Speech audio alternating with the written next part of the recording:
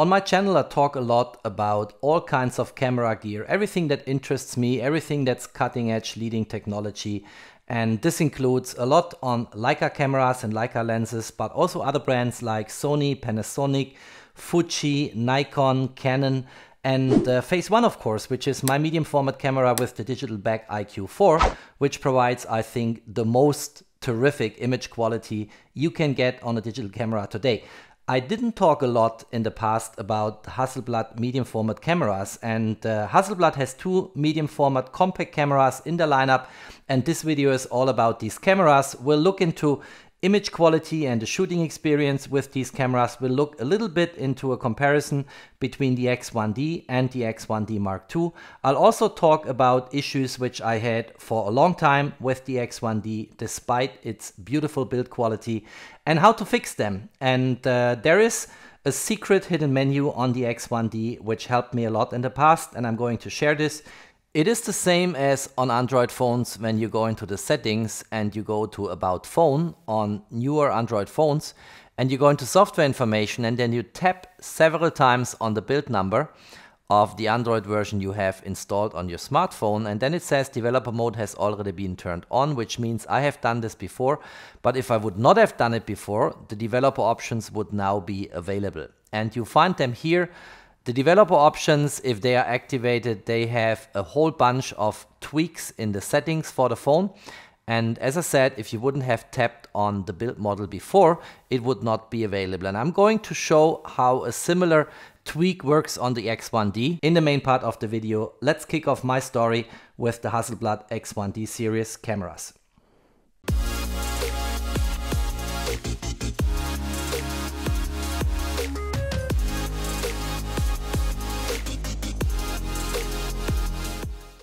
The X1D, and the full name is X1D 50C, was brought to market quite some years ago. I was one of the first who owned it and did shootings with it. I loved it first, and then issues kicked in, which made me sending this camera in to Hasselblad. It came back, they said it's fixed, but unfortunately it was not completely fixed, and I never sent it back. There are ways you can operate this camera with these issues, and I just got sick and tired.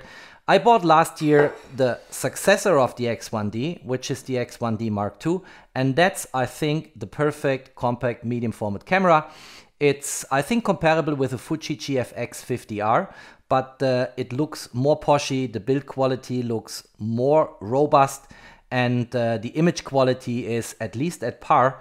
According to the XOMark, the sensor in the X1D Mark II, which is kind of the sensor as in its predecessor X1D, is fantastic, and I fully share their statements that this is one of the best sensors you can get today, and it's medium format. It's a cropped medium format, so it has not the full dimensions of a Phase 1 IQ4 sensor, but it is larger than a full frame sensor, and the crop factor of the sensors in those two cameras, when it comes to a comparison to full frame, is 0.79, so it has higher dimensions. Looking at the two cameras reveals a similar design. So you have a shutter button here in orange. This one on the Mark II is a bit glossy. This one here is a matte finish. The metal finish of the camera here is darker, here is more grayish. There is also a black version available for the X1D Mark I, if you want to call it the Mark I, and a limited edition in black.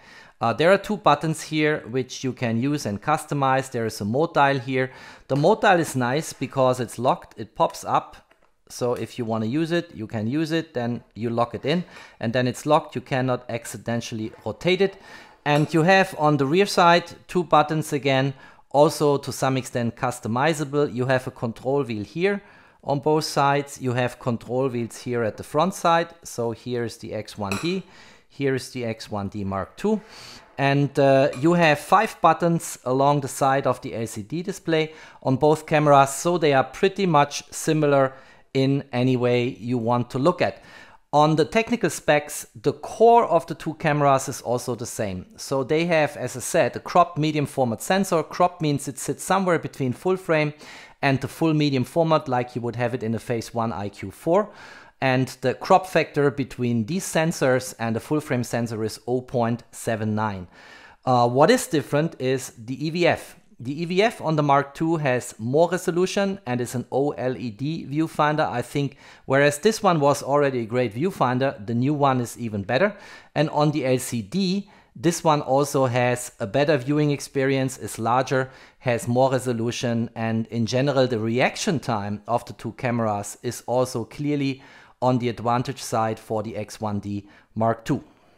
If you switch on both cameras at the same time, you see the reaction time statement I made before confirmed. Let's do this. 1, 2, 3. And now look at the LED here, and this one here is operational now. This one can be used. This one is still thinking, and now it comes and you can use it. So I think that's kind of a clear advantage on the side of the X1D Mark II. I also think the autofocus is more spot on here, and there are some technical features which are better on the X1D Mark II than they are on the X1D, but in general a very comparable setup. The funny thing, which I never understood, is that the price tag, if you look for instance at B&H Photo in New York, the price tag of the old version, the first version of the X1D, is still significantly more expensive than what you have to pay for an X1D Mark II. So if you are considering to become a Hasselblad medium format shooter, then this is by many means the much better choice. You should never go for this one. Having said that, if you have an X1D, I don't think there is an urgent need to upgrade to the X1D Mark II. You just had bad luck, like me, because you purchased this when it entered the market, and obviously Hasselblad used the high price tag on the X1D as an entry price to test the market, and then later on the second version on the Mark II, drop the price to a much more reasonable level and get this more in a level playing field with, let's say, a Fuji GFX series camera, and in this way attract more consumers but also professionals to use the X1D series cameras. The handling of both cameras is the same. They have the same nice grip with a rubber finish. The rubber finish on both cameras is different, but they are equally nicely in hand. So if you compare that here, let's get them side by side. You see the texture is different, but I like them both. I think these are cameras which you will not accidentally let slip. So they have the same nice feeling and touch and look and feel and handling. And as I said also before, they are very robust, they are weather sealed, they should actually withstand terrible weather conditions if you go out and shoot in nature for landscape. So that will all be fine and the same. You see here the size of the LCDs is different. So on the left hand side, the X1D Mark II has a bigger LCD, and on the viewfinders I covered this already. Reaction time we also said. Now if you look at the camera, let's go for the first version. If you swipe this up, you get the icon view, and on the icon view you have kind of a smartphone type experience. So if you don't like one of these icons here, you can remove it. For instance, if you don't like the display as a function shortcut here, you can just touch it, hold it, and then you can remove it. Now it's gone. And I should say the response of the touch screen on the X1D is much worse than on the X1D Mark II. I think here Hasselblad clearly improved the situation, and there are many other things they improved. I come to that in the next few minutes. You can also customize the order of the icons here. So if you think exposure compensation is more important for you, you tap and hold, and then you just move it up. And you see now it changed location, and in this way you can customize it. As I said, it's a full smartphone type experience, like you would have it on icons on an iPhone or an Android smartphone. In the past you had to accept a lot of features missing on medium format cameras because they were kind of minimalistic for still images mainly. Hasselblad has a different mindset here. So if you look at the X1D Mark II and you go to the drive mode section, you have your single and continuous shooting, which is for granted of course, and the self timer, but you also have an intervalometer which you can use for time lapses. You have exposure bracketing, and you have, and that's kind of nice, focus bracketing, because the Hasselblad XCD lens lineup has an excellent macro lens, which combined with the high resolution of this 50 megapixel medium format sensor is perfectly suitable for close-ups. And with focus bracketing you can get a large depth of field by focus bracketing and stacking together images with a different focus. So that is very helpful of course. You have the same on the X1D Mark I, let's call it the Mark I again, but you don't have it under the drive section. There is single and continuous here, where you actually have it is in the main menu.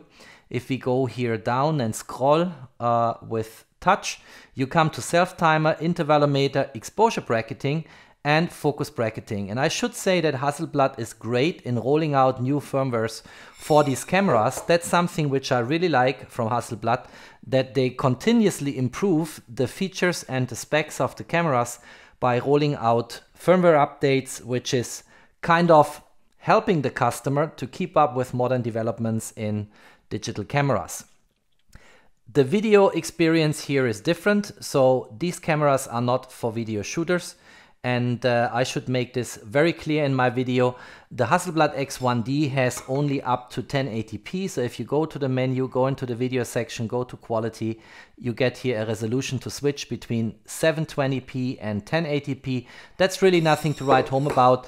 On the X1D II, kind of the same story, but improved with a firmware update recently. So if we go here into the video menu and go to quality, we can toggle between Full HD and 2.7K, which has a much higher resolution, of course, but is still far away from 4K. So I don't think that is something to write home either. There are many more things I could say about these two cameras because I know them very well, but I'll stop here and will provide a little impression from a shooting I did with the X1D, so the original version in Tel Aviv, just last year, sometime before the COVID-19 lockdown, and we'll also share the image here because I think the image quality is fantastic. And what makes these cameras so perfect for long exposures is they can really go up to long exposure times. And you see here, if I'm on mechanical shutter, it ends at 1/2000 seconds. But if I go into the menu and I go into the camera menu and go into exposure and I enable here the electronic shutter, then I actually can go to, let's see if we get this back here, the menu. I can actually go to faster shutter speeds, 1/4000, 1/8000, and 1/10K. So this camera with the electronic shutter enabled is able to provide very fast shutter speeds, but what impresses me more is how it can go up. And if you cross here at a certain point in time, the BNT mode, then you can go up here. Let's scroll this through. I have full stops here. That's why it's always doubling. I can go up here to beyond 1 hour, and that all in one shot. So that's very nice. And let's quickly have a look at the Mark II. Let's go to manual here, and let's get this up here. So we can go down here to 1/2000 again. If I go into exposure and enable the electronic shutter, let's do this here. Let's go here into the overview mode. I can go further down, and 10K again is the limit, but that's a very fast shutter speed, of course. And when I increase this is now at more 1/3 stops here, if I see this correctly. You can change this in the camera menu what you want. So then we can go up here to, let's see, 1, 2, 3, 5 minutes, and so on to 1 hour, 8 minutes. So the same range on exposure time, and pretty nice because you can take very long exposures. I'm also showing a sample with this camera here, so with the Mark II, which I took in Zurich. And in general, there's absolutely nothing to complain about the image quality of these two cameras. Let's now quickly look into a live demonstration of the X1D and the X1D II. And then let's conclude the video with serious issues I had with this little fellow here, how I fixed them via a secret menu entry, and how I finally was able to use this camera in the way I wanted to use this, but took a long time to figure out how to get these issues under control.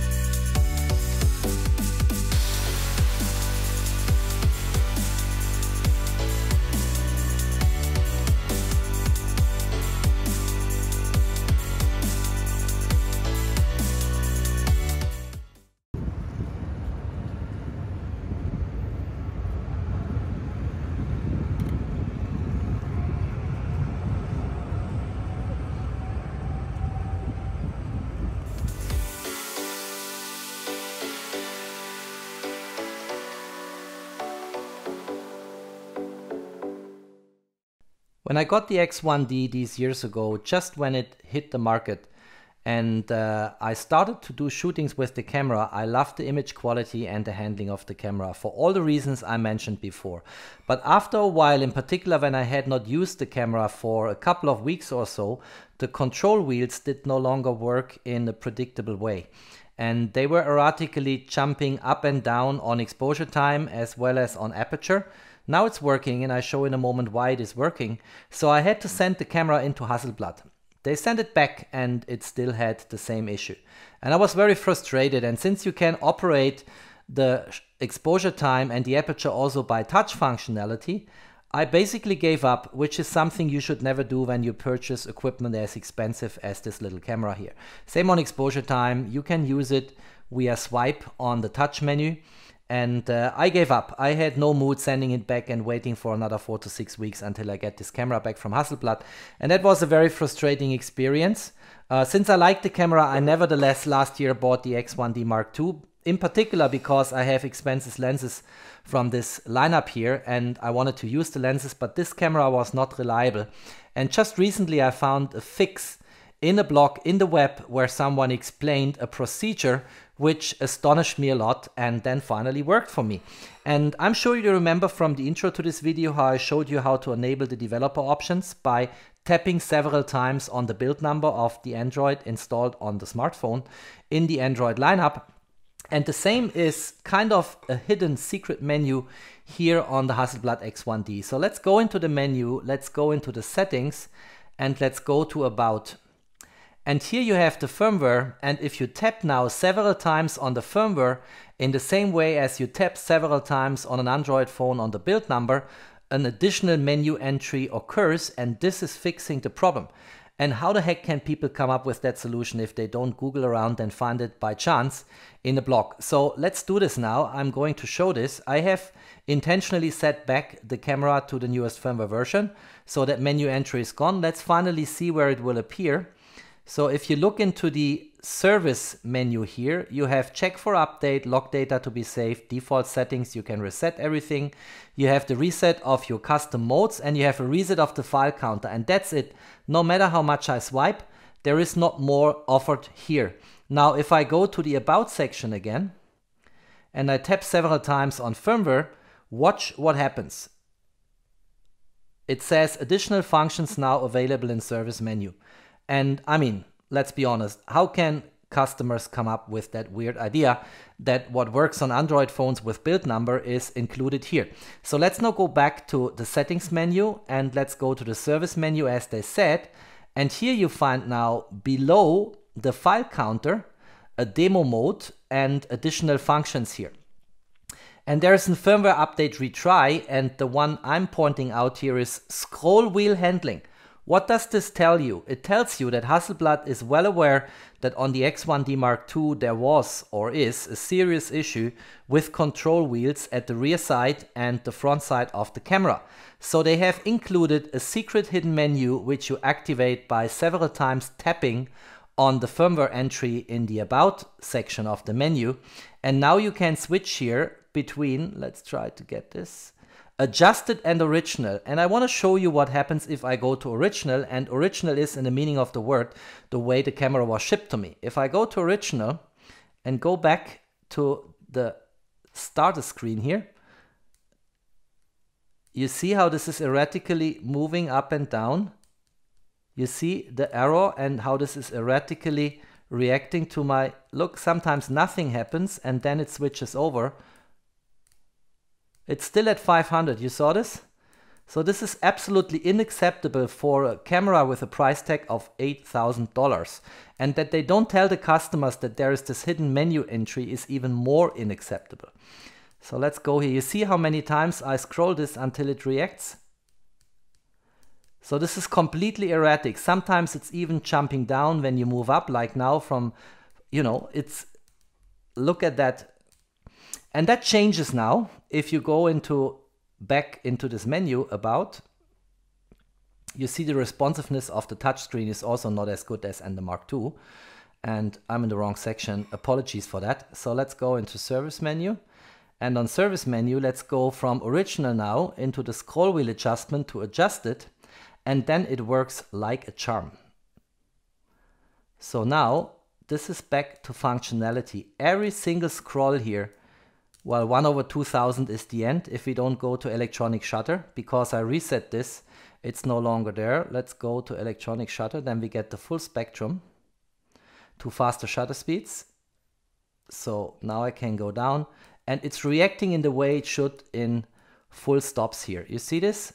Every change to the control wheel here on the rear side gives me the expected update on the exposure time. So 2, 4, 8, 16, 32, 1 minute, and so on. This is just perfect. But if you don't know it, if you don't find this hidden secret menu entry and enable it, then you're basically lost with an $8,000 camera and can just rely on the touch functionality, or you send it in a second time to Hasselblad and hope that this time they fix it. Completely unacceptable.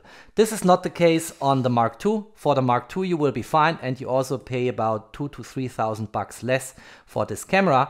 That's why I said if you have that camera, use it, keep it. It's a fine one. You don't have to upgrade to the Mark II, but be aware there is a secret hidden menu which you need to activate to get the control wheel under control, and then it's working fine from all dimensions and all angles.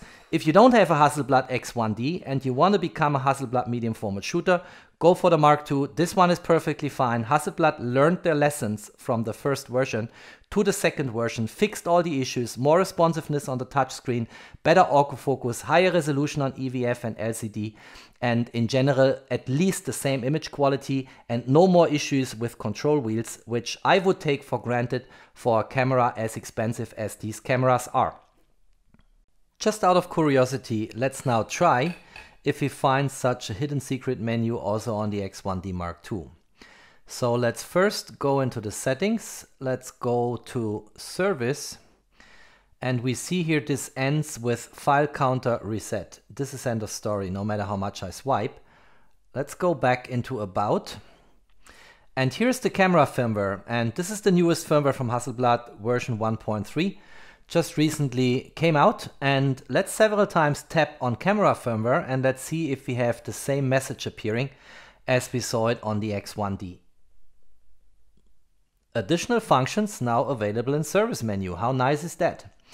So let's go back here to about, and then on about we see nothing changed here, but if we go into service, we have now here, you remember file counter reset was end of story. Now we have additional functions and we have firmware update retry, which is the same we have on the Hasselblad X1D. Let's go back to service.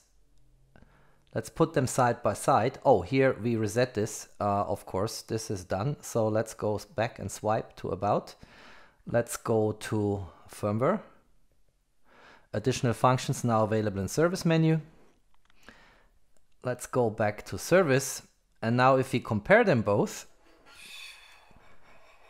we have here firmware update retry, but in addition on the X1D we have scroll wheel handling adjusted, which I demonstrated before, which is missing on the X1D Mark II. And that's, I think, a clear evidence that Hasselblad was from scratch aware that the X1D had these scroll wheel issues, and they implemented in the firmware a fix. Very likely this is due to the sensitivity of the electronic signals coming when you turn that control wheel here, and that is not necessary for the X1D Mark II, because here the build is in a way that this adjustment to go to scroll wheel handling adjusted, which is missing here as a hidden menu entry, was no longer necessary. So this is the end of the video. There would be much more to say. Both cameras have 2 SD cards, so you have a spare one, a backup, or whatever you want to configure it for. You have ports here which you can use, minimalistic but useful and better than on other compact cameras, and this is the same for both cameras. And I think I pointed out the differences and the similarities of this camera, hopefully in a way helpful for you if you want to make a purchase decision, or if you have one of those cameras and want to know what's going on with that. I think both cameras are perfect from an image quality perspective, but there is a big difference between the first version and the Mark II. If you liked that video, don't forget to drop me a thumbs up. Don't forget to subscribe to my channel. Thanks for watching and peace out.